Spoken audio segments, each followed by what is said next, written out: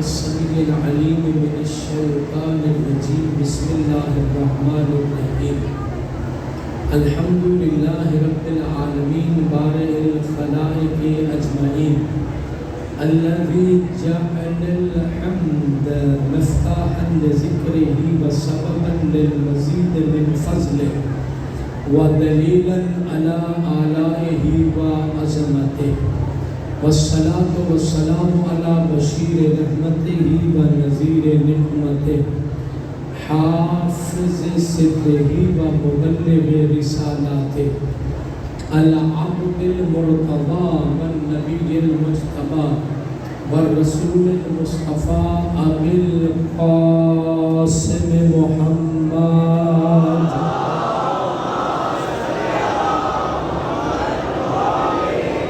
والصلاة والسلام على أهل بيته وعترته وخيرته الذين أذهب الله عنهم الرجس وطهرهم تطهيرا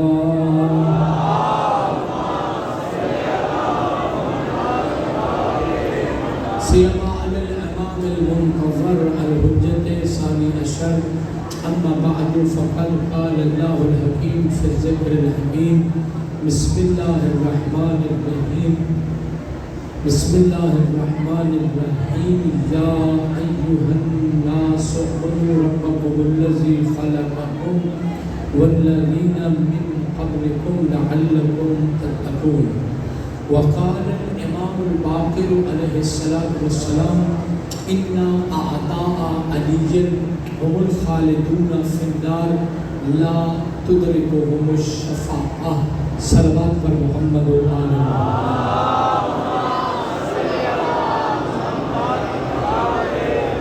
سامعین محترم حاضرین گرامی قدر محبان محمد و آل محمد شیعیان علی اور اولاد علی علیہ السلام یہ سورہ مبارک ہے بقرہ کی 21ویں آیت مجیدہ ہے جس کے ذیل میں ہماری مسلسل گفتگو جاری ہے اور گزارشات آپ کی سماعت پر پہنچائی جا رہی ہے۔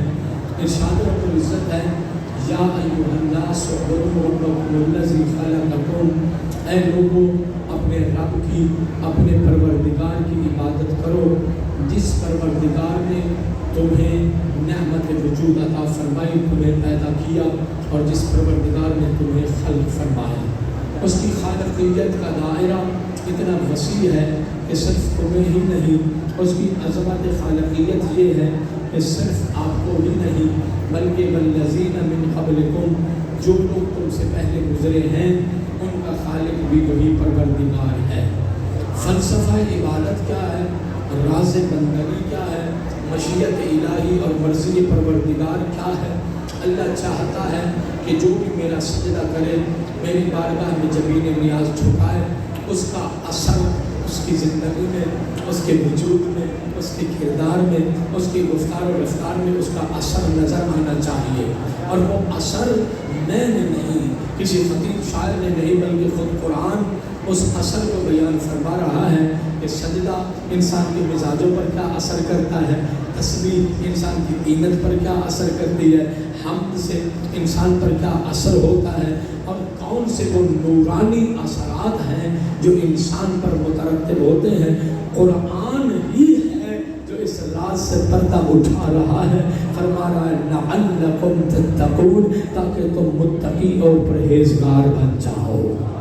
یہ قرآن چاہ رہا ہے آپ سے کہ آپ حسینی ہیں، علوی ہے، آج شہزادہ علی اکبر کے سوگوار بن کے آج جوان بیٹھے ہو۔ میں صبح سے مجلس آج جوانوں کے لیے پڑھنے لگا، پچھلے سال بھی میں نے ایک بحث پڑھی تھی، آج بھی ضرور میری ہمراہی فرمائیے گا۔ ظاہر ہے کہ فضائل آل محمد کا سمندر تو ہوتا ہی ہے، وہ تو چلتا ہی رہتا ہے، لیکن بہرحال اتنے جوان وہ بھی تصویر محمد اور ہم شکل پیغمبر کے عشق میں آ کے بیٹھے ہوئے ہیں۔ جملہ سنانا نہایت ہی ضروری ہوتا ہے کہ مالک کائنات چاہ رہا ہے کہ تم زندگی کے جس حصہ میں بھی ہو، تمہاری زندگی پاکیزہ ہونی چاہیے، تمہاری زندگی پارساؤں والی ہونی چاہیے اور متقی اور پرہیزگاروں والی زندگی ہونی چاہیے۔ میں سوچنے بیٹھ گیا کہ مالک کائنات بار بار ہمیں بلاتا ہے، کہتا ہے سجدہ کرو، عبادت کرو۔ کرو، کہیں اور نہ جاؤ، کسی اور دروازے پہ جا کے دست نیاز دراز نہ کرو۔ مالک فرما رہا ہے، وعدے بھی دے رہا ہے، ادعونی استجب لکم، مجھے پکارو میں تمہاری دعاؤں کا سننے والا ہوں۔ لا تقنطوا من رحمت اللہ، میری رحمت سے مایوس نہ ہونا۔ اور سرکار کیا جملہ کیا ہے، کیا آیت قرآن ہے۔ سرکار رسالت کو اللہ رب العزت نے خطاب فرمایا کہ اے میرے حبیب، جب میرے بندے تجھ سے میرے بارے میں سوال کریں۔ عجیب ہے، پیار بڑھاؤ، ذرا میرے ساتھ پیار کرو، محبت کے ماحول میں ذرا میرا پیغام لے لو، توجہ فرمائیے گا۔ یعنی سرکار رسالت کو قرآن کہہ رہا ہے کہ وَإِذَا سَأَلَكَ عِبَادِي عَنِّي، جب تجھ سے میرے بارے میں میرے بندے سوال کریں، یعنی آپ ہوں سرکار رسالت سے سوال کر رہے ہیں کس کے بارے میں؟ اس پروردگار کے بارے میں جو سجدے کے لیے بلا رہا ہے، اس پروردگار کے بارے میں جو تمہارا خالق ہے۔ کہا وَإِذَا سَأَلَكَ عِبَادِي عَنِّي، کہہ دینا ان سے فَإِنِّي قَرِيبٌ أُجِيبُ دَعْوَةَ الدَّاعِ إِذَا دَعَانِ، ان سے کہہ دینا میں اللہ ان کے قریب ہوں اور میں پکارنے والے کی پکار کو سنتا ہوں۔ اللہ اکبر، کیا معرفت ہے۔ توجہ فرمائیے گا کہ جب سوال کرے تو کہہ دو میں ان کے قریب ہوں، اجیب دعوت الداعی اذا دعان، جب پکارنے والے پکارتے ہیں تو میں ان کی پکار کو سنتا ہوں۔ اب یہی تعارف ہو رہا ہے پروردگار کا، سنیے گا۔ اب عجیب ہے کہ جس پروردگار نے یہ تین عظیم وعدے کر دیے، قیمتی بات کر رہا ہوں آپ کے لیے، جس پروردگار نے یہ تین عظیم وعدے کر دیے، کہا کہ میری رحمت پہلے ہے، میرا غضب بعد میں ہے، مجھ سے سوال کرو میں تمہیں عطا کروں گا، میرا بندہ جب مجھ سے مانگتا ہے تو میں اس کے قریب ترین ہوتا ہوں، اللہ آپ کے قریب ترین ہوتا ہے۔ توجہ فرما رہے ہو، اس خدا نے ہم سے سجدہ چاہا، اس پروردگار نے ہم سے عبادت چاہی ہے۔ اب ہماری عادات کیا ہے، ہماری نیچر فطرت، یہ فطرت ثانوی میں اس کو کہوں، چلو پہلی فطرت تو نہیں ہے، فطرت ثانوی میں اس کو کہوں، ہماری طبیعت کیا بن گئی؟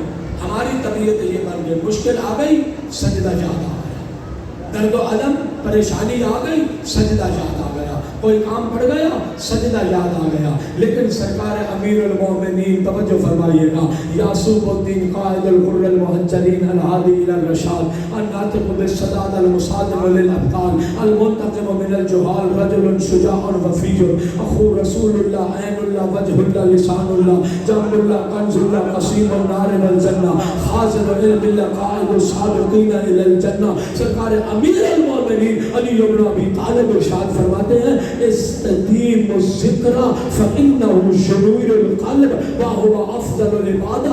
علی بن ابی طالب فرما رہے ہیں اے میرے چاہنے والوں، میں علی تمہیں نصیحت کرتا ہوں، اے میرے چاہنے والوں میں علی تمہیں موعظہ کرتا ہوں، میں علی تمہیں نصیحت کرتا ہوں، ذکر کرو تسبیح کرو، توجہ فرمائیے گا، ذکر کرو تسبیح کرو۔ یہ نہیں ہے کہ کچھ وقت کے لیے آ گیا اللہ کی تسبیح کر لی، بلکہ وہاں پر کیا ہے کنٹینیو، لفظ دوام، عربی کا دوام دائمی طور پر، آپ نے پڑھتے کہ یہ دائمی نقشہ اوقات ہے جو ہمیشہ کے لیے۔ سرکار نے فرمایا استدیم الذکر، ذکر کو ہمیشہ کرو، یا علی اگر ہمیشہ اللہ کا ذکر کروں گا مجھے کیا نصیب ہوگا، اثر کیا ہوگا؟ سرکار نے ارشاد فرمایا فَإِنَّهُ شُنِيرُ الْقَلْبِ وَهُوَ أَفْضَلُ الْعِبَادَةِ، جب تم ہمیشہ ذکر کرو گے یہ دوام ذکر یہ تمہارے دلوں کو نورانیت عطا فرمائے گا اور یہی اللہ کی عبادات میں سے افضل ترین عبادت بن جائے۔ یہ کیا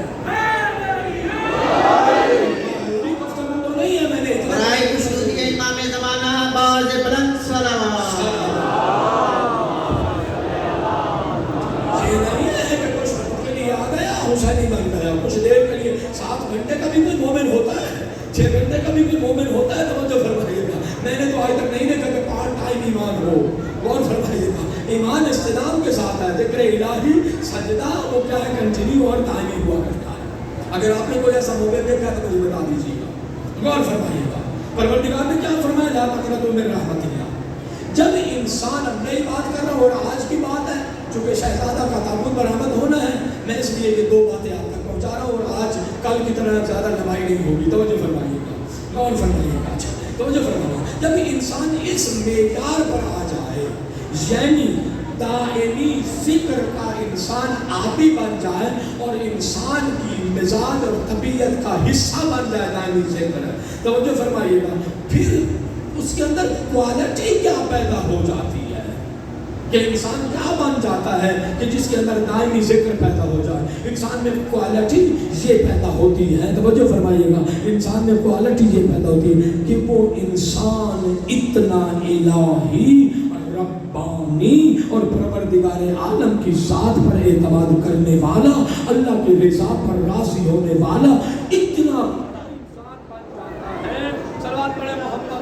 جب انسان کے اندر یہ معیار پیدا ہو جائے کہ وہ دائمی ذکر کا عادی ہو جائے. گفتگو تو سمجھ آ رہی ہے نا, تو فرمائیے گا, وہ دائمی ذکر اس کا مقدر بن جائے اور اس کے حصے میں ذکر دوام آ جائے, تو اس کے اندر معیار اور کوالٹی اس کی یہ پیدا ہو جاتی ہے کہ وہ اس معیار پر چلا جاتا ہے کہ توکل علی اللہ کی منازل کو پا لیتا ہے, یقین کی منازل پروردگار پر وہ راضی ہو جاتا ہے. سنیے گا, رضائے پروردگار پر وہ راضی ہوتا ہے. آج کا جملہ سننا ہے, یہ قیمتی لفظ میں کہہ رہا ہوں کہ رضا پوری کربلا اسی ایک لفظ میں ہے کہ وہ رضائے پروردگار پر وہ راضی ہو جاتا ہے. گھر لٹتا ہے لٹ جائے, اولاد قربان ہوتی ہے ہو جائے, لیکن کیا ہونا چاہیے, پروردگار راضی ہو جانا چاہیے. یہ حقیقت کربلا ہے.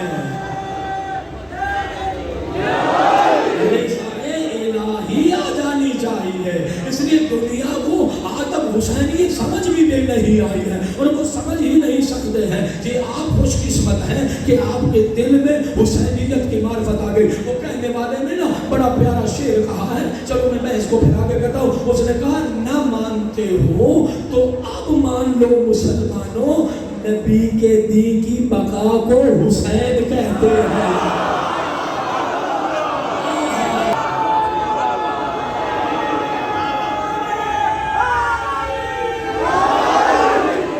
جہل کی اولادوں ابھی جہالت میں, ابو جہل کی نسلوں ابھی تک جہالت میں ہو. اس لیے اس نے ورڈنگ بھی بدل دی, ورڈنگ بدل کر کہا کہ نہ جانتے ہو تو اب جان لو مسلمانوں, نبی کے دین کی بقا کو حسین کہتے ہیں. خلاف بیعت باطل جو کربلا میں اٹھی, ہم اس نہیں کی صدا کو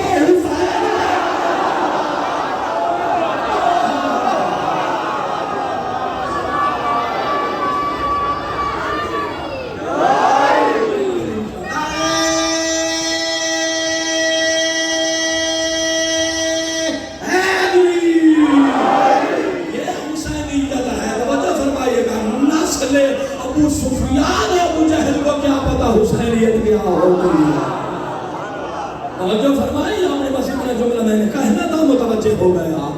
توجہ فرمائیے گا, جب انسان اس معیار پر پہنچ جائے کہ جہاں رضائے پروردگار کے علاوہ کوئی اور ہدف ہی نہیں ہوتا ہے, کہ پروردگار تیری ذات راضی ہو جائے. توجہ فرمائیے گا, یہ معیار رضا جب آ گیا, اب چونکہ ظاہر ہے مجھے ابراہیم کربلا کا تذکرہ کرنا ہے, اسماعیل کربلا کا تذکرہ کرنا ہے, اس لیے میں مناسبت سے بڑی قیمتی بات آپ تک پہنچا رہا ہوں. توجہ فرمائیے گا, جب اولیاء الہی میں سے چاہے ان کے سروں پہ تاج نبوت ہو یا ان کے سروں پہ تاج امامت ہو یا ولایت کا تاج ان کے سروں پہ ہو, جب اس معیار پر وہ پہنچ جاتے ہیں, تو جو فرمانا میرے بھائیوں, اس معیار پر پہنچ جاتے ہیں تو پھر وہ کسی حال میں بھی, قیمتی یہ جملہ ہے, کسی حال میں بھی نہ اپنے پروردگار کا شکوہ کرتے ہیں, نہ پروردگار کا شکوہ سننا پسند کرتے ہیں. منزل جو ایسی مل گئی ہے, مقام جو ایسا مل مل گیا ہے کہ شکایت کی شکوا کی کوئی گنجائش ہی باقی نہیں رہتی ہے. سمجھنا میں اشاروں سے کربلا سمجھاتا ہوں, میں بار بار نام نہیں لیا کرتا. توجہ فرمائے گا, لوگ اشاروں سے اگر علم سے سمجھ جائے تو اور کیا معرفت چاہیے مجھے. اچھا جی غور فرمائیے گا. جناب خلیل الرحمان ہے کیا کرتے تھے, کام کیا تھا؟ کیونکہ آج مولانا کہانی سنا کے بغیر بات سمجھا لے. توجہ فرمائیے گا, بزرگ اساتذہ سے سبق لیا. بکریاں چراتے تھے, سنیے گا میری بات. فلسطین کی پہاڑی میں بکری چرا رہے ہیں, ادھر دیکھا کون ہے, عبادت گزار ہے, اللہ کی عبادت میں مصروف ہے. دو باتیں میں نے آج کرنی ہے. عبادت میں مصروف ہے, سجدے, رکوع, قیام, اللہ اکبر, تکبیر, یہ اپنا کام کرتے رہے. وہ عبادت گزار اپنی عبادت کرتا رہا. جب ایک مرتبہ اس عبادت گزار نے اپنی عبادت مکمل فرمائی تو جناب خلیل الرحمان اس کے سامنے چلے گئے اور جا کر جناب خلیل الرحمان نے اس سے کہا کہ اے عبادت گزار بتاؤ تو صحیح. توجہ فرمائیے گا, بتاؤ تو صحیح کس کی عبادت کر رہا تھا. میں بڑے معیار پہ جا کے بات کر رہا ہوں. کہا کس کی عبادت کر رہا تھا. کہا سن نہیں رہے تھے جس کی تکبیر کہہ رہا تھا. اوے ہوئے ہوئے, نہیں بیداری کا ثبوت دیں گے تو آج کے مجلس سمجھ میں آئے گی. کہا جس کی تکبیر کہہ رہا تھا یعنی اللہ اکبر, یعنی اللہ جل شانہ وعظم مقامہ, اس کی عبادت کر رہا تھا. جناب ابراہیم نے جب ایک مرتبہ ابراہیم کی سماعت تک رب الجلال والاکرام کا, اللہ رب العزت کا نام ٹکرایا تو جناب ابراہیم کہتے ہیں عبادت گزار ہو سکتا ہے, ایک مرتبہ اور میرے محبوب کا نام سنا دیجیے. ہائے ہائے ہائے, میں تو آج بڑے بڑے معارفانہ مزاج سے مجلس سنانے لگا. کہا ہو سکتا ہے کہ ایک مرتبہ اور میرے محبوب کا نام لے لیجیے. تو جو فرمائے نام لیا. جناب ابراہیم نے پوچھا نام کیا ہے تیرا؟ کہتا میرا نام ہے ماریا ابن اوس ہے. کہاں رہتا ہے؟ کہتا وہ پہاڑ کی بلندی پر میرا مسکن ہے. کہا یہ کیا ہے؟ کہا یہ عبادت گاہ ہے, جہاں پر عبادت کرتا ہوں. جناب ابراہیم جن کے بارے میں قرآن فرما رہا ہے, سنیے گا جناب ابراہیم کہ ابراہیم حنیفہ مسلمہ ہے, حنیفہ سچا مسلمان ہے. ابراہیم ملت ہے, ابراہیم مہمان نواز ہے. ابراہیم کو تسبیح پروردگار سے, اس لیے کوئی مقصد ہے میرا پڑھنے کا, ابراہیم کو تسبیح پروردگار سے محبت ہے. ابراہیم بغیر مہمان کے کھانا تناول نہیں کرتا ہے. قرآن نے جب ابراہیم کی تعریف فرمائی, ابراہیم کہتا ہے کہ یہ ابراہیم ملت ہے. روایات میں جب آیا تو ابراہیم کو جد الانبیاء کے نام سے یاد کیا گیا. اللہ رب العزت نے ان کو مقام خلت عطا فرمایا. سننا, ان کو اللہ نے مقام خلت عطا فرمایا کہ بغیر مہمان کے کھانا تناول نہیں کرتا. وہی ابراہیم کہہ رہے عبادت گزار تجھے آج رات مہمان نہیں چاہیے. جس کی اتنی فضیلت ہے, اتنا مقام, اتنی عزت ہے, کہا تجھے آج رات مہمان نہیں چاہیے. کہا مہمان کی ضرورت ہے, لے جاتا, لیکن ایک مشکل ہے, ایک پریشانی ہے. کیا مشکل ہے؟ کہا کوئی مہمان میرے گھر جا نہیں سکتا. جناب ابراہیم تقاضا کر رہے ہیں مجھے مہمان لے جائیں. کہتا مہمان نوازی سے بڑی محبت ہے, لیکن کوئی مہمان میرے گھر جا نہیں سکتا. کہا ویسے کیوں؟ کہا میری عبادت کا اور میرے مسکن کے درمیان پانی کی ایک ندی ہے. توجہ فرمائیے گا, اسے کوئی عبور نہیں کر سکتا. جناب ابراہیم پوچھتے تو پھر آپ کیسے جاتے ہیں؟ سنیے گا, تو پھر آپ کیسے جاتے ہیں؟ کہا جس کا سجدہ کرتا ہوں اس نے کرم فرما دیا ہے, میں پانی پہ قدم رکھتا ہوں, ڈوبتا نہیں ہے, اس کے کرم سے گھر پہنچ جایا کرتا ہوں.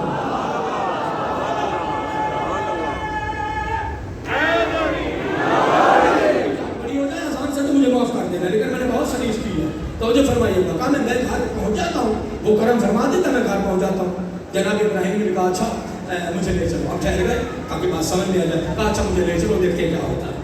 میزبان آگے آگے, مہمان پیچھے پیچھے. جملہ یاد رکھنا, مہمان آگے میزبان پیچھے. جب کچھ راستہ عبور ہو گیا, جناب ابراہیم کو عادت کے مطابق انہوں نے میزبان نے تو قدم رکھا, پانی پہ چلتے گئے. جب کافی دیر چل لیا تو ایک مرتبہ خیال آیا, اللہ جانے میرے مہمان کا کیا بنا. خیال آیا نا, اللہ جانے جس کو مہمان لے چلا اس کا کیا بنا.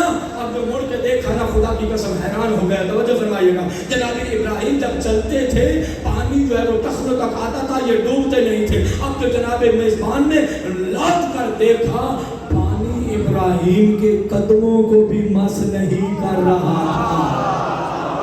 یہ پرواز کرتے ہوئے جا رہے تھے، ان کے قدموں کو بھی پانی مس نہیں کر رہا تھا، پہنچ گئے۔ اب یہیں سے آنکھیں کھل جاتی ہے نا کہ میں بھی الہی انسان ہوں، یہ بھی الہی انسان ہے، میرا بھی عند اللہ مقام ہے، اس کا بھی عند اللہ مقام ہے، یہ بھی عادی انسان نہیں ہے، میں بھی عادی انسان نہیں ہوں۔ لے چلا، مہمان نوازی شروع ہو گئی، کھانا تناول فرما لیا، ہمراہی تو ہے نا میرے برادر کی، کھانا تناول کر لیا، گفتگو شروع ہو گئی، ساری نہیں سنانا چاہتا، کئی گھنٹوں کی بات ہو جائے گی تو یہ فرمائے گا۔ گفتگو کرتے کرتے آخری بات یہ کی گئی کہ انسان کے سرکل آف لائف میں، یعنی انسان کے مراحل حیات میں سب سے مشکل مرحلہ کون سا ہے؟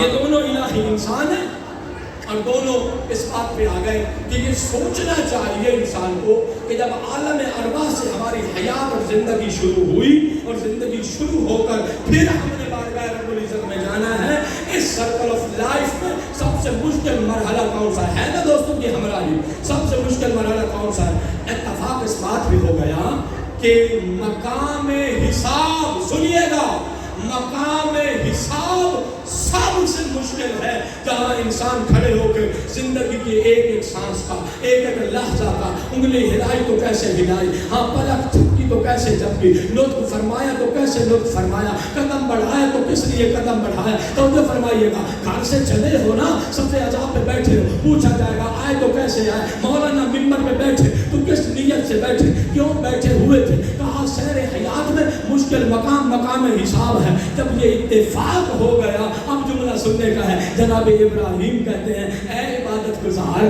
تو جو میرے رب کی عبادت کرتا ہے، اتنا بڑا عبادت گزار ہے، آپ دعا مانگیں اللہ ہمارے لیے مقام حساب کو آسان کر دے، میں آمین کہتا ہوں۔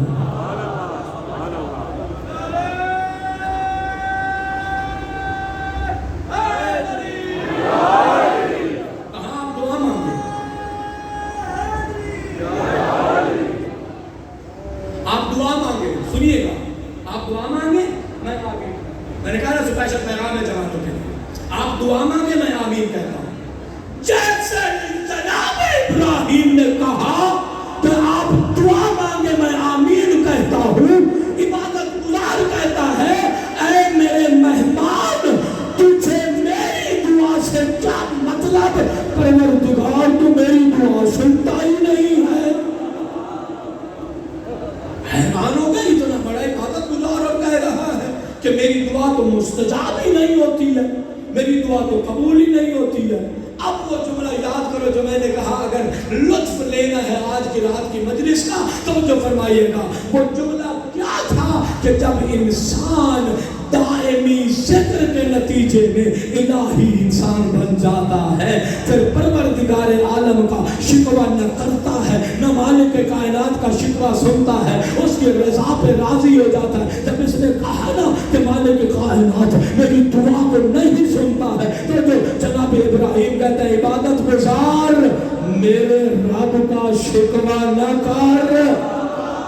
جوانوں کے لیے مجلس ہے، ہاتھ اٹھے گا تو میں جملہ کہوں گا کہ ہاں میرے رب کا شکوہ نہ کر، تو بتا تو صحیح پروردگار نے کون سی تیری دعا نہیں سنی ہے، کون سے پروردگار نے تیری التجا نہیں سنی ہے۔ کہا 20 سال پہلے یہی عبادت گاہ تھی، یہی ایک حسین جمع میں نے دیکھا تھا، حسین چہرہ تھا، سرخ سنہری زلفیں تھی، توجہ فرمائیے گا، بکریاں چلا رہا تھا، میں نے اس سے پوچھا تھا تو کون ہے، تیرا نام کیا ہے؟ اس نے کہا میرا نام اسحاق ہے۔ میں نے پوچھا تھا یہ تیرا اپنا مال ہے یا کسی کا مال ہے؟ اس نے کہا یہ اللہ کے دوست، سنیے گا معیار سماعت بڑھائیے، کہا یہ اللہ کے دوست کا مال ہے۔ 20 سال ہو گئے، میں نے جواب سنا تھا کہ زمین پر کوئی اللہ کا دوست رہتا ہے جس کا یہ مال ہے، میں اس زمانے سے دعائیں مانگ رہا ہوں، پروردگار اپنے دوست سے ملاقات کرا دے، مالک اپنے دوست کی زیارت کرا دے، پروردگار تیرے خلیل کو ملنا چاہتا ہو۔ تو جو فرمائیے گا، کہا 20 سال ہو گئے، دعا قبول نہیں ہو رہی، کروں تو کیا کروں؟ جناب ابراہیم نے فرمایا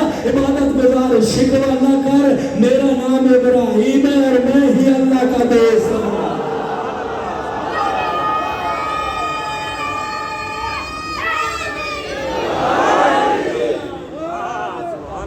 کبھی بھی کوئی جوان اللہ کی رحمت سے مایوس نہیں ہونا چاہتا، شہزادہ علی اکبر کیا جب مہمان ہے اور آپ نے جو ماتم آزاداری ہونی ہے اس میں میری بخشش کا سامان ہے. خیال کیجیے سید الانبیاء فرماتے ہیں رحمت کی بات سن لو، آج بہت حسین جوان آئے ہوئے ہو، ایک حسینی لشکر، ایک حسینی دستہ. توجہ فرمائیے، سرکار فرماتے ہیں کہ جب عبودیت کے صلہ میں مجھے معراج پر لے جایا گیا اور میں نے جنت کی سیر کی. دوسری بات کر رہا ہوں، پھر آگے ذکر مسائل ہے. جب میں نے جنت کی سیر کی اور میں چاہتا تھا کہ بہشت میں داخل ہوں اور مالک کائنات نے مجھے بہشت کی سیر کرائی. سرکار فرماتے ہیں لما اسرع بی الی السماء رأیت علی باب الجنت ثلاثۃ اسطر. سرکار فرماتے ہیں جنت کے دروازے پر 3 تحریریں لکھی ہوئی تھی. سننا ہے کہ میں سنا ہوں؟ بہشت کے دروازے پر 3 جملے لکھے ہوئے تھے. توجہ فرمائیے گا. پہلا جملہ کیا لکھا تھا؟ کہا السطر الاول بسم اللہ الرحمن الرحیم انی انا اللہ لا الہ الا انا سبقت رحمتی غضبی. شہزادہ علی اکبر کا مہمان اور پیغام نہ لے کے جائے. کہا جنت کے دروازے پر یہ جملہ لکھا ہوا تھا کہ میں ہی اللہ ہوں، میرے علاوہ کوئی معبود نہیں ہے. چونکہ بہشت کے دروازے پہ لکھا ہے، مالک کائنات نے فرما دیا پیغام دے دینا میرے حبیب، میں وہ رحمان اور رحیم خدا ہوں کہ سبقت رحمتی غضبی، جس کی رحمت پہلے ہے غضب بعد میں ہے. کیوں کوئی مایوس ہو؟ رحمت پروردگار پہلے، غضب الہی بعد. پھر سرکار نے فرمایا السطر الثانی، دوسری سطر پہ اس کے دروازے پہ لکھی ہے. اب یہ اخلاقیات ہیں، تمہارے سماجیات بھی ہیں. کہا الصدقۃ بعشرۃ، جو بندہ راہ خدا میں صدقہ دیتا ہے اللہ رب العزت ہر درہم دینار روپے پیسہ کوڑی ہر کے بدلے میں پروردگار عالم اسے 10 نیکی عطا فرماتا ہے. والقرض بثمانیۃ عشر، قرض جو ہے اللہ قرض جو قرض لینے کے لیے آئے اور آپ اسے قرض الحسنہ دیں. سرکار فرما رہے ہیں بہشت کے دروازے پر لکھا ہوا تھا کہ جو بندہ قرض دیتا ہے اللہ رب العزت اس کو ہر درہم و دینار روپے پیسے سکہ کے بدلے میں پروردگار عالم اسے 18 نیکیاں عطا کرتا ہے. عجیب ہے، یہ معیار ہے ہمارا معاشرہ. اس کو سمجھیے قرآن کیا سمجھاتا ہے اور تعلیمات اہل بیت اور تعلیمات معراج کیا ہے. غور فرما رہے ہو نا؟ کہا جب قرض الحسنہ دیتے ہو اللہ رب العزت 18 نیکی عطا فرماتا ہے. البتہ ان بریکٹ میں جملہ بھی عرض کر دو، جس سے قرض الحسنہ لیا کرو اسے واپس بھی دیا کرو تاکہ یہ نیکی دفن نہ ہو جائے. یہ بہت بڑی نیکی ہے اور بعد نظریوں کی وجہ سے یہ نیکی جو ہے آپ لوگوں نے اس سے ہاتھ اٹھانا شروع کر دیا ہے. کوئی کسی کو کچھ بھی نہیں دیتا ہے، لیکن بہرحال اگر اجر کی متلاشی ہو تو اپنی زندگیوں کو منظم کرو. توجہ فرمائیے. پھر سرکار نے فرمایا وصلۃ الارحام بثلاثین. سرکار نے فرمایا جنت کے دروازے پر لکھا ہوا تھا کہ صلہ رحمی، جب انسان اپنا بھائی چچا ماموں بڑا بھائی چھوٹا بھائی بہن رشتہ دار پھوپھی چچی جو بھی ہے، کہا جو بندہ صلہ رحمی کرتا ہے جب چل کر جاتا ہے اعمال پرسی کے لیے جاتا ہے اللہ رب العزت ہر قدم پر 30 نیکیاں عطا فرما دیتا ہے.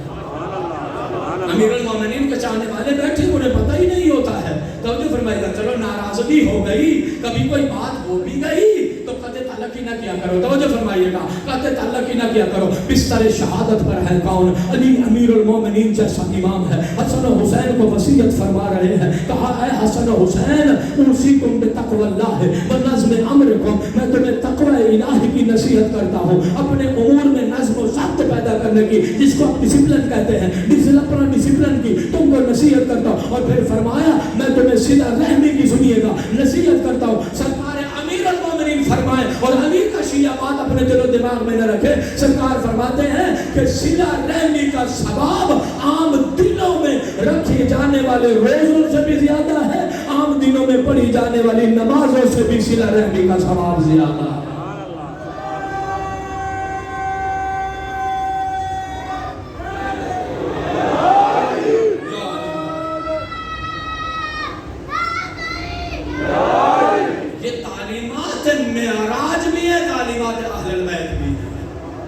شیعہ جوان ہے، پتہ ہی نہیں ہے میں نے کیا کرنا ہے. شیعہ جوان ہے، اس کا معیار ہے، توجہ فرمائیے گا، معرفت روز بروز گراف نیچے سے نیچے آتا جا رہا ہے۔ ہم چاہتے ہیں کہ لوگ در اہل بیت پر آ کر معرفت اہل بیت کا ہر روز ایک زینہ عبور کریں اور معرفت کی بلندیوں تک پہنچے۔ آپ کیا کر رہے ہیں اور معاشرہ کیا کر رہا ہے؟ فرمایا وصلۃ الارحام میں، سنتے ہو نا میری بات کو، وصلۃ الارحام میں سلاسل، صلہ رحمی کا اللہ 30 نیکیاں عطا فرماتا ہے۔ تیسرا جملہ اور دعا لے رہا ہوں، سنیے گا۔ سرکار نے فرمایا بہشت کے دروازے پر تیسرا جملہ لکھا ہوا تھا، اور فرما رہے ہو تیسرا جملہ لکھا ہوا تھا، فرمایا کہ من عرف قدری وربوبیتی فلا یتہمنی فی الرزق۔ فرمایا جو بندہ میری قدر و منزلت کو پہچانتا ہے، سنیے گا، جو بندہ میری قدر و منزلت کو پہچانتا ہے، مالک فرما رہا ہے، جس کو میری عز و شان عظمت، میری کبریائی، میرے جود و لوگ مقام مجد اور میری کبریائی کا جس کو علم ہے وہ آگاہ ہے، فرمایا وہ کبھی بھی، توجہ فرمائیے گا، بعارف قدری اور میری منزلت کو جانتا ہے، فلا یتہمنی فی الرزق، وہ رزق کے معاملے میں کبھی مجھ سے بدگمانی نہیں کرتا ہے۔ مالک فرما رہا ہے رزق دینا میرا کام ہے، میں رزق دیتا ہوں، توجہ فرمائیے گا، وہ رزق کے معاملے میں کبھی بدگمانی نہیں کرتا ہے۔ اب یہ کون ہے جو مقام عبودیت پر بھی فائز ہے، مقام رضا پر بھی فائز ہے، جو توکل علی اللہ کی منزلوں کو بھی لے چکا ہے، روحانیت کی اور معنویات کی ان مدارج پر پہنچ چکا ہے کہ ہر چیز اس نے خدا کے سپرد کر دی ہے، جسے قرآن نے، توجہ فرمائیے گا، جسے قرآن نے خلت کا تمغہ عطا فرمایا۔ وہ کون ہے؟ وہ ابراہیم مکہ ہے، اور اسماعیل کون ہے؟ وہ بھی اسماعیل مکہ ہے۔ آؤ آج ابراہیم کربلا کو بھی رو لیں،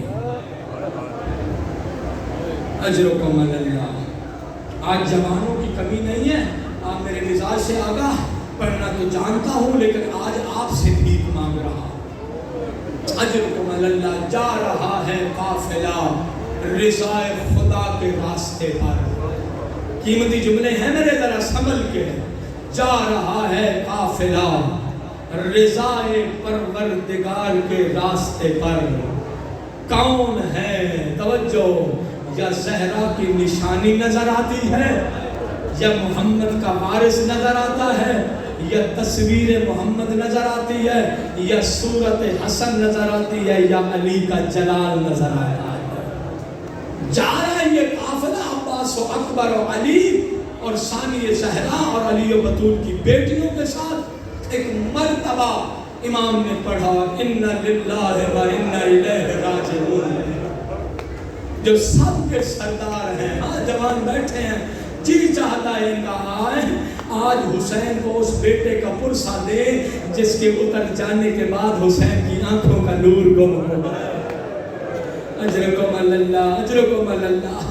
ہاں ہاں عزادار ہو، تم آج سوگوار بن کے بیٹھے ہو، عزاداروں پڑھا کلمات استرجاع، اپنی زبان پہ دہرائیں، وہی بولا جس کے چہرے میں رسول زادیوں کو محمد نظر آتا تھا۔ بول کر شہزادیاں کہتی ہیں عزاداروں، جس کے چہرے میں رسول زادیوں کو محمد نظر آتا تھا۔ علی اکبر بول کے پوچھتے ہیں بابا یہ کیسا وقت ہے کلمات استرجاع پڑھنے کا، اِنَّ لِلَّهِ پڑھنے کا؟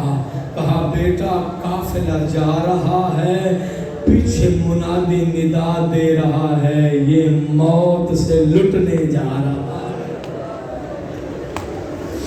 اجرکم اللہ، ہر آنکھ اشکبار ہوئی، یہ اعجاز ہے آج علی اکبر کا۔ عزاداروں کہا یہ قافلہ موت سے لٹنے کے لیے جا رہا ہے۔ اس وقت شہزادہ نے گفتگو فرمائی تھی، کہا بابا اولسنا علی الحق، اے بابا ہم حق پر نہیں ہیں۔ حسین نے کہا تھا اگر ہم حق پر نہیں ہیں تو پھر حق ملے گا کہاں سے؟ اللہ اکبر۔ اس وقت شہزادہ نے یہ جملہ کہا تھا، سنیے گا، اس وقت شہزادہ نے یہ جملہ کہا تھا، عزاداروں کیا کہا تھا؟ پھر کوئی پرواہ نہیں ہے، ہم موت پہ جا پڑے۔ اجرکم اللہ، نہیں ہو سکتی آواز آزاد، ہم موت پہ جا پڑے یا موت ہم پہ آ پڑے۔ اے عزادار اتنا پیارا تھا حسین کو علی اکبر. اجرکم اللہ. جو جوان بیٹھے ہو، جو 18 سال کے ہو، کمی نہ کرنا. اتنا پیارا تھا حسین کو علی اکبر. جب رات کو ماں سو جاتی تھی نا، حسین اٹھ کر علی اکبر کے گرے بٹن کھول کے سینے کا بوسہ لیتے تھے. کوئی شب ایسی آئی لیلا نے دیکھ لیا، حسین رات کو اٹھتے ہیں علی اکبر کا سینہ چومتے ہیں، ہاتھ باندھ کے کہتی ہے مولا دن کو بھی تو چوما جا سکتا ہے، اور رات کو کیوں علی اکبر کا سینہ چومتے ہو؟ اے عزادر، اس وقت حسین نے کہا تھا تجھے ماں ہے، تجھے کیسے بتاؤں اس میں برسی لگے گی. اجرکم اللہ. ہاں یا حسین، تیرے جوان کا ماتم کرنے جوان آئے ہیں. اجرکم اللہ. عزادر، اور بڑا پیار تھا حسین کو علی اکبر سے. عزادر، ہاں مدینہ ہے، حسین بیٹھے ہیں، عزادر گودی میں علی اکبر کا سر ہے. بڑی بڑی عقیدت اور محبت ہے آپ لوگوں میں. جوان، ہاں گودی میں علی اکبر کا سر ہے. عزادر ایک مرتبہ علی اکبر نے کہا بابا آج انگور کھانے کو جی چاہ رہا ہے. حسین نے دیوار کی طرف اشارہ کیا، بیل باہر آئی، پھل لگا، حسین نے توڑ کے دے دیا. عزادر علی اکبر کھا رہا ہے، حسین رو رہے ہیں. اللہ اللہ، میں جملہ تو ہو رہا ہوں. عزادر علی اکبر تناول فرما رہے ہیں، حسین رو رہے ہیں. عزادر جوان شہزادہ نے سوال کر لیا بابا میں نے مانگے انگور، آپ نے بے موسم پھل دے دیا، اور رونے کی کیا وجہ ہے؟ کہا علی اکبر تو نے آج بے موسم پھل مانگا، میں نے تجھے دے دیا. ایک وقت آئے گا میں اتنا غریب ہو جاؤں گا تو پانی مانگے گا، میں تیری پانی کی تمنا پوری نہیں کر سکوں گا. مجھے انگوروں کا کھانا نہیں رلا رہا، تیرے جگر کا پیاس سے ہٹ جانا رلا رہا ہے. السلام علی الحسین وعلی علی ابن الحسین. ہاں دونوں پر سلام ہو ہمارا. اے عزاداروں، کہا مجھے تیرا پیاس سے تڑپ تڑپ کر مر جانا مجھے رلا رہا ہے. عزاداروں، صبح عاشور نمودار ہوئی، حسین لاشیں اٹھا اٹھا کے لا رہے ہیں. ضعیف امام، یہی ماتم کا جملہ ہوتا ہے، ضعیف امام لاشیں اٹھا کے آ رہا ہے. کبھی حبیب کا لاشا، کبھی مسلم کا لاشا، کبھی جان کا لاشا، کبھی اوسجا کا لاشا. عزاداروں، جب اپنے مارے صحابی مارے گئے نا، ارباب مقاتل میں یہ لکھا ہے، عزاداروں ایک مرتبہ حسین کے سامنے نانا کی تصویر آ گئی. اللہ اللہ، ایک مرتبہ حسین کے سامنے تصویر محمد آ گئی. عزاداروں رو کے کہتے ہیں بابا مجھے میدان جانے کی اجازت دیجیے. عزاداروں میری طرف دیکھنا، جن کے گھر میں جوان بیٹے رہتے ہیں، عزاداروں جتنا بھی بیٹا ہو جیسا بھی ہونا، جب 18 سال میں عزاداروں قدم رکھ لیتا ہے، بابا بھی احترام کرنے لگ جاتا ہے. میرا بیٹا جوان ہو گیا ہے. عزاداروں جب علی اکبر نے کہا نا بابا مجھے موت کی اجازت دیجیے، میری طرف دیکھا نا، عزاداروں حسین نے سر سے لے کر پاؤں تک علی اکبر کو ایسے دیکھا جیسے مالی اپنا گلستان اجڑتا ہوا دیکھ رہا ہے. اللہ اللہ، میں جملہ تو کہہ گیا، جیسے مالی اپنا گلستان اجڑتا ہوا دیکھتا ہے. عزادر ایت اللہ خامنائی نے جملہ لکھا، قاسم اجازت لینے کے لیے حسین نے روکا، ہاں عباس کے بھائی آئے، حسین نے روکا. کہا جب علی اکبر اجازت لینے آئے نا، عزادر حسین نے بس اتنا جملہ کہا، جانا چاہتے ہو جاؤ ان پھوپھیوں سے خدا حافظی کر لو جنہیں تیرے چہرے میں نانا کی تصویر نظر آتی ہے. اجرکم اللہ، مائیں بہنیں بیٹھی ہیں، جاؤ ان پھوپھیوں سے بہنوں سے خدا حافظی کرو. زیادہ وقت میں نے کہا نہیں لینا، لیکن ماتم بھی کرنا ہے. عزادر علی اکبر نے بابا سے اجازت لی. عزادر علی اکبر خیمے میں آئے. میں دو جملہ کہا کرتا ہوں، پیاسے علی اکبر نے پیاسی بیویوں کے خیموں کے سامنے کھڑے ہو کے سلام کیا، رسول زادیوں علی اکبر کا آخری سلام ہے. علی اکبر کے آخری سلام کا نام آنا تھا تصویر کے نانا کی طرح. رسول زادیاں طواف کرنے لگی، کوئی ہاتھوں کا چومتا ہے، کوئی ابا کا چومتا ہے، کوئی علی اکبر کے قدموں کا. علی اکبر میں مدینہ نہیں ہے، ہم پردے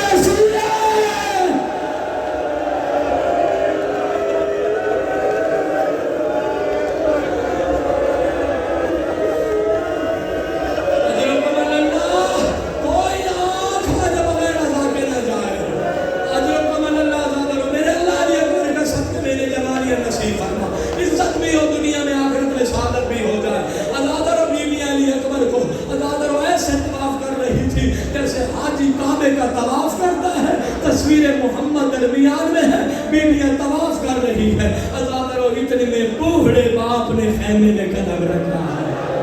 نہیں سمجھ سکے شاید جملہ میں نہیں سمجھا سکا، بوڑھے باپ نے خیمے میں قدم رکھا، ازادرو جب خیمے میں قدم رکھا نا حسین نے ازادرو کا تبرکات کا صندوق لے کے آؤ، ازادرو علی اکبر کو تیار کیا حسین نے، ہاتھ اٹھا لینا ماتم کا، ازادرو رسول کا امامہ سر پہ باندھا، ازادرو امامہ باندھتے باندھتے نا ازادرو ایک مرتبہ تحت الحنک پھیری، پڑھا انا للہ و انا الیہ راجعون، بہنیں تڑپ گئی، کہا ایسے تو جنازے تیار کیے جاتے ہیں، کہا جس نے ملنا ہے مل لو میرا اکبر، لوٹ کے آنے والا نہیں ہے۔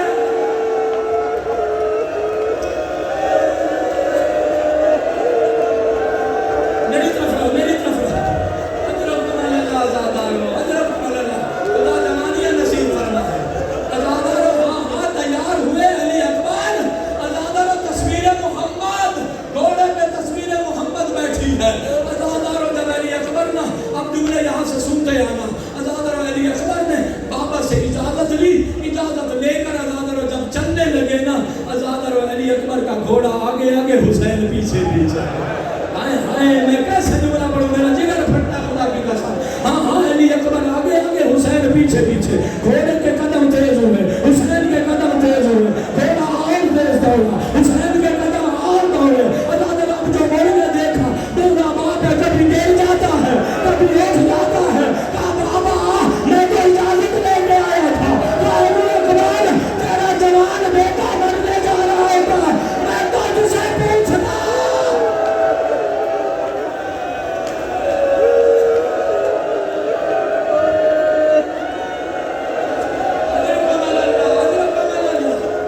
السلام علی الحسین وعلی علی الحسین، ازادارو میں تجھ سے پوچھ لیتا، ازادارو میرا لال، میرا جملہ سننا، امام نے فرمایا علی اکبر میں اپنے اختیار سے نہیں آیا، میں مجبور ہو کے تیرے پیچھے آ گیا، ایک درخواست کی، ازادارو کیا درخواست کی، جب تک فوجوں کے نرغے میں نہ جانا، جملہ شاید نہ سمجھ سکو، کہا جب تک آدھا کے نرغے میں نہ جانا، علی اکبر بابا کو مڑ مڑ کے دیکھتے ہیں۔